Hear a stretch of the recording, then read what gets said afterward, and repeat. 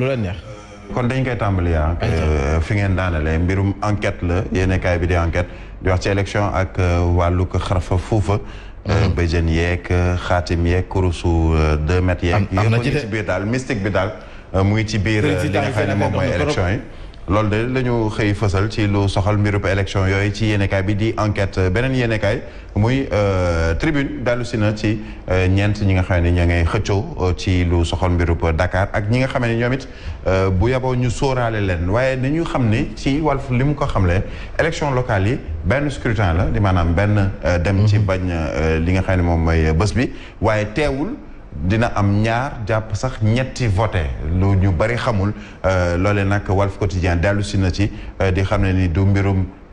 élire sa maire kese waaye di nga élire maire commune ba maire ville ba président conseil départemental beeg yooyu loolu yëpp Walf Quotidien dellu si na ci dellu si tamit ci li nga xam ne moom mooy ay dal ci kaw ministre de la justice ak ki nga xam ne moom daanaka nit ñi dañuy xaar ci moom lu bari waaye li ñuy gis ci moom mooy fexe di indi ay jafe-jafe dérapage incontrôlé kan la Farba Ngom noonu la ko yéenekaay bi di Walf Quotidien dellu see di ci wax tamit ci charte non violence Wade ni moom signé na Yewwi dafa mel ni ay tànk ma 10 ndax ba léegi demugul signé li nga xam ne moom mooy charte non violence boobu ñu wax ci wàllu woowu ak Vox Populi wax na ci li nga xam ne moom mooy juróomi engagement yi nga xam ne CUDIS génne na ko ba pare jox ko ñi di acteurs politiques yi ak ñi di nekk ci wàllu wu nekk Cheikh Ahmed Tidiane Sy moom nee na ni charte bi amul gagnant amul perdant ku ci nekk da ngay am li ngay dugal Benno Bokk Yaakaar wàllu bunt bi gëm sa bopp bokk gis-gis jàmmi gox yi FRAPP ñoom ñëpp signé nañu charte bi loolu la ñu xamle soo am waat ni nag moom ci boppam moom moo ñëwal boppam dem signé li nga xam ne moom mooy charte bi te amul ci benn réserve ci yooyu lay jamono candidat bu ville bu Dakar Mame Mbaye Niang moom ma ngay dal ci kaw ay concurrent beneen candidat ba le Mame Mbaye Ndiaye moom mu nga booru Rufisque n'est-ce pas alors yéenekaay bi loolu la koy fësal muy Vox Populi candidat spécial maire sortant bu Sokone moom nag li xaw a yéeme ci mbir mi mooy Abdoulaye Wade moo ko parrainé ci commune bi Sokone waaw ca Sokone mais liste Macky ñoo ko investir ca département bu Foundiougne waaw nee na candidat spécial la ko tuddee yéenekaay bi di alors que dafay spécial ba pare il fera face à Latif Coulibaly nga xam ne ni moom nag bon ci li ko yéenekaay bi xam ne mooy ëllëgëm lay joué fi ñu toll nii moom Latif Coulibaly source a neen daal Latif Coulibaly moomu ki mu nar a jàkkaarlool nga xamee ni Abdoulaye Wade da ko parrainé ci commune bi ba pare Benno Bokk Yaakaar investir ko ca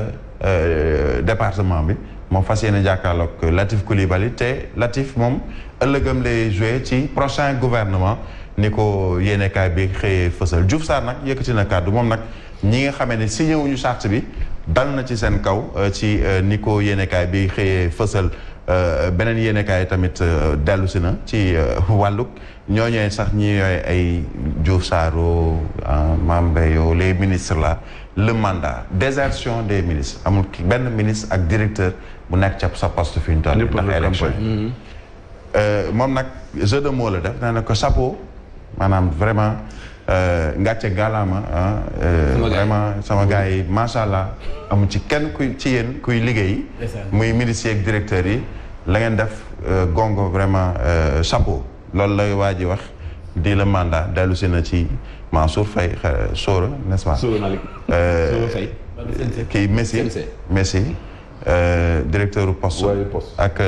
Abdoulaye Diouf Sarr loolu la ñu fësal ci yéenekaay bi di la mandat keneen nag ñu ngi koy tudd léegi muy Fadel Barro ci le quotidien candidat la ca mairie bu Kaolack moom nag Kaolack bu bees la bëgg li muy dugg ci politique nee na ni fit daal moo tax ba ma mën a dellu si ne ni dama bëgg a def dara ci sama dëkk muy Kaolack wax na ci wàllu cet gi assainissement defaraat wàllu emploi des jeunes loolu yëpp bokk na ci li nga xam ne moom mooy programme am beneen muy le témoin moom dellu si ci lan moo waral France mer ci mbirum Mali force CEDEAO yi ñu ngi leen di xool fële ca Bamako li ñu jàpp mooy ni mercenaires russes yooyu di Wagner ñoom ñoo gën a sonal waa France ba ñu bëgg daal teg seen loxo ci lu soxal mbirub Mali loole nag moo indi fitna ba indi sax Macron mer merul ci réewum France de waaye ci suñu réew mii di Mali bi ñu dendal ca la mer exclusive nag wala le témoin nee na révélation exclusive la dellu si ci wàllu woowu mën nañoo jeexal nag ci wàllug football puisque tey la Sud Quotidien CAN Cameroun 2021 Sénégal Guinée derby boo xamee nag ñoo ngi ko fas yéene fekkee seetaan ko su soobee suñu borom première place bi nag la ñuy xëccoo ci groupe B Aliou Cissé Kaba Diawara mu mel ni duel lay doon seen diggante waaye nag boobu le duel dafa am loo xamee ne Aliou Cissé da ko ci yëkkati maa ngi xool yéenekaay bi di Le Soleil nee na nous sommes déséquilibrés par les absences di maanaam kon ña ngay dem waaye daanaka amul équilibre suñu digganteeg ñële. ndax ñun li ñu ñàkk ci ay joueurs dañoo bëri. loolu nag bu mu doon sëñ bi Cissé. Cissé sëñ bi Cissé bu mu doon prétexte la. am na ñu nekk ci banc bi sax. boo leen parce que mën nañu remplacer. kon sëñ bi Cissé. yenn discours Cissé nga sant ma sant Touré. ngir yàlla ak yonent bi vraiment déséquilibre bi ak absence yi bu mu doon prétexte jàppale ci rek comme premier match bi dañoo xaar ba 97e minute. defal ni yeneen équipe yi fi romb fan yii yëpp ñi ñuy woowee les équipes favorites ñoom ñëpp ku ci nekk. ba nga ñëwee ca première mi-temps ba wane nga sa bopp Aliou Cissé donc Le Soleil loolu la xëy fësal xam naa ni Mansour dina ko yaatal ci kanam incha allah à tout à l'heure. lu yëngatuñu de xel daal moom yooyu sax waa Baguette d'Or andiwaat nañu comme d'habitude seen ndékki li miss wi waaw comme ne miss wi la de waa Baguette d'Or ak ni ñu daan def nañ ko merci waa Baguette d'Or et puis gis nañ ni ngeen accompagner ci fajar bi Birahim mën nga ñëw taxawaat Mamadou Fofana. oui da ngay dem jiitu si Baguette d'Or. oui incha allah. waaw boo demee jëlee sa wàll bàyyi ministre des parce que yow pat bi sax dalaa war bàyyi ko nuyu bu baax chef Pape Ali Bass mi ngi suivre moom brigade bu Thiès moom foofu la nekk moom la ñu mu ngi suivre fajar gu jot ak Pape góor gi Ana Boy sa Rufisque ak dañuy bàyyi le député du peuple looy ree non pat bi waru ko. kii léegi war ko tëggal combat léegi war ko tëggal combat foofu taxawal ne rek waa gars yi jël la direct yow recrutement bi ngay kaasal waa ASP yow yaa war a dem recrutement nag dem école police def sport faut arrêter waay foofu li ngay def ni baaxul jaraaf bi nga nekk nii mais li ma jaaxal c'est que nag c'est vrai toppatoo kay nga bu ñu xool journal bi ay gis nga journaliste léegi ku ci am kii bi ñu am rek yaa ngi dugg ci politique waaw ñoom Fadel Barok ñoom Mbaye Ndiaye ak ñoom Lamine Gueye ak ñoom Ahmed Aïdara monsieur le maire bu Guédiawaye ñu ngi lay nuyu El Hadj Ahmed Aïdara ngay ziar bu baax ñu koy ziar bu baax fi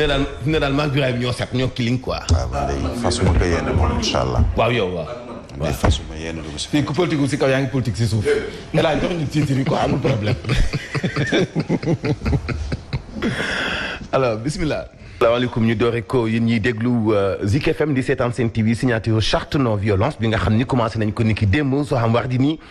nekk maire bu Dakar mooy kii jëkk signé lu mooy loolu itam UNACOIS Yeesal FRAPP plateforme jàmmi réew mi nga xam ni lu ëpp ñeent fukki mouvement citoyen ki association ñoom ñoo ci bokk ñoom ñëpp signé nañu boobu la charte jubluwaay bi du dara lu dul rek woote ci jàmm ak dal am ci Sénégal liggéeykat yi nga xam ni ñoo nekkoon ci société yu ñu liquidé mel ni Sotrac SIAS ak AMA ñu ngi réclamer seeni ay paiement doon xaalis bu sakkan am na ci sax ñu entamé grève de la faim li ci mat a fàttali nag di liquidation ya yenn ci ay sociétés la concerné ya ci des dañu demoon faillite lu may loolu daañu wax ci assises yi nga xam ni médias yi commencé nañu ko daanaka sikkim yaa ngi cay fasto mu jul nekk assise waaye féewoo loolu mujj indi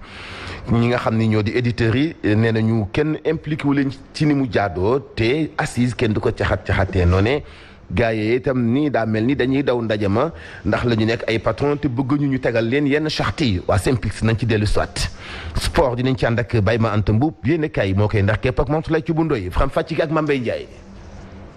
gis nañ fitne gi nga xam ne moom moo am foofee sa gox sa ngexox man fitne bi am ni je suis un peu mal placé parce que ñi wax ñëpp ñaar sama mbokk lañ. xam naa leen donc mun ma wax kii moo tooñ mu wax kii moo tooñ parce que fa mu fekkuma fa. mais violence bi mën naa ñàkk. waaw kay foofu laa bëgg a ñëw nag xam nga li gën daal mooy ñoom kii ñu xaaj nii par hasard sama tonton la. ma liggéey sama cousin la. voilà donc mooy loolu man damay neutre quoi ci xeex bi mais li wér te wóor mooy. meeru Ngexox naka wóor ni mënta fexe ba nit ñi duñu meeting fi leen neex def seen campagne ni mu leen neexee def seeni activité politique ni mu leen neexee ak fi ñu ko bëgg a def dogalante bi nag violente di kenn ku ne def violence ci sa morom ci ay mbokk bu ñu ko mënee supporter ñoom ñoo xam ñoom ñoo xam bu fekkee politique mun naa tax ñu fas ay sikkim parce que Bara Samidou ak Malick Gueye ay mbokk lañ ah bon nit ki mënut a nekk sa mbokk après yéen ay ngeen féete ci wàllu politique ngeen di gaañante alors combat bi dafa nekk combat de principe maam ça fait presque ëpp na 1 an man ma nekk ci combat de principe pour changement ak Ngexox ñu indi changement Ngexox parce que le grand temps. loolay combat bi sax. du politique mais da ngay indi ay arguments da ngay indi ay wax yu leer pour sa localité d'ailleurs loolu moo tax li ma doon tooñee sànq avant ngay commencer journal yenn journalistes yi ni lu tax ñu dugg ci politique lu jaadu la parce que dañu gis ni am na il faut ñu xamal nit ñi ni demander prôner changement ci sa localité nekkul ni da ngay politique man Sindia am na candidat bu ma soutenir li ma ci jublu mooy changement am Ngexox am na candidat bu ma soutenir li ma ci bëgg mooy changement am parce que faw ñuy dénoncer gestion maire yi ku ñu dénk suñu localité juróomi at te mënoo wax lenn loo def wala nga ñëw di nax nit ñi di leen di jaawale réalisation yu fa état bi def ak yow la nga fa def di ko mbubboo ak naan man ay député Macky Sall laa wala député keneen laa dañuy dénoncer sa gestion bu nit de bëggee benn signature bala mu koo signé day daw Safa ak Marwa te nga nekk fa pour service population bi buy am ay contrat ay CNO di fa ñëw du ñu xam ci yenn condition lay ñëwee yooyu dañuy continuer di ko dénoncer Malick Gueye mu ngi nii tey mais mi ngi nii li may wax ci kaw la yàgg naa leen wax ni leen yéen ñi politique nekk ay ndaw teel leen a jóg nekk ci combat bi def face maire bi fi nekk di dénoncer ay gestion du question xeex du question fitna mais principe la Ahmed Diallo ça fait 2 ans mu nekk ci lu mel noonu c'est-à-dire loolu moo gën a logique mais boo toogee ba benn moment nga jékki-jékki ni cëpp ci géew bi fii ngay jaar doo fi jaar ci yenn mbokk ñuy xeexoo loolu su indiwul changement ci dëkk te gis nga dëkk yi dafa war a changer mënoo nekk benn dëkk bu nekk Petite Côte comme Ngexox dëkk bu nekk ci Petite Côte comme Sindia li fa nekk ci ay potentialité li fa nekk ci ay ressources li fa nekk ci ay ouverture yu ñu mën a développer dëkk bi ñuy dund ci yenn situation yu xaw a doy waar yi alors doo dénoncer gestion maire bi toog ba benn moment nga dugg ci wàllu politique après di nga defee ay fitna ak ay xeex tey fi mu nekk bu fa bakken rotoon ki nga xam ne bakken bi rot na ci loxom mais moom mooy jiite dëju ka ca des. te ñoom neen mais par contre dinaa interpeller commandant bi nekk Ngexox. am na ay audio yu fuité yoo xam ne ay menaces de mort la. ci am ci diggante ñaari camps yi. publiquement lay wax na jël ay responsabilités am xam nga meeting day continuer campagne élection yi jeexagul ñëwagul menace de mort yooyu. na yoon def liggéeyam parce que ay audio yu leer naññ la ñu présenté wu man la Birahim Touré yow diw maa la yónnee audio bii dinaa la def nangam balaa élection yi jeex dinaa la rey ay menace de mort la bu plainte amee commandant bi na même bu plainte amul na autosaisir pour lijjanti yu mel noonu parce que jot na nag te ay mbokk lañu te xam nga mbokk moom boo ko dóoree day fayu mooy li may wax ni élection locale fitna baaxu ci parce que koo dóor mu xàmmee la bu élection yi jeexee mbokkam ñu lijjanti ko donc moo tax faaw ñu jiital jàmm te prôné wàllu changement ci wàllu intelligence comme ni ko yenn liste yi defee te maire yi itam xam ni moomuñu dëkk yi mënuñoo fexe ba nit ñi duñu campagne amul benn problème maire sortant yi nañu xam loolu Birahim